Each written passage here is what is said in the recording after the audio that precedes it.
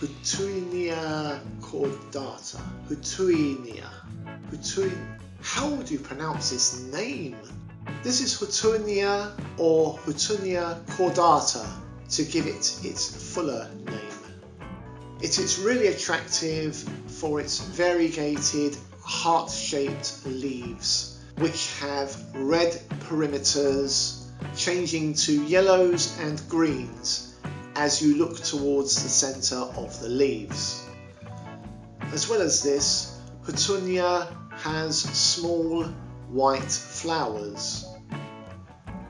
Some regard Houttuynia as an invasive weed species, and in some places that are not tended to, it can become troublesome. But it doesn't really grow fast enough to spread out of control through roots or seed, but in any case, it's good to keep it contained. Apparently, Houttuynia is edible and is used widely in Asia as a cooking ingredient and for teas. It is also used in herbal medicine with claims that it can treat various ailments. I don't subscribe to either of these activities and see it purely as an ornamental.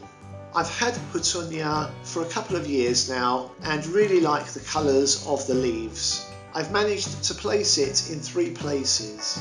In this bucket is my main stock.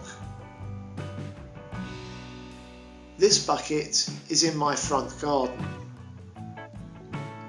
And these sprigs of Houttuynia are nestled in my big planter holding my big bay leaf tree.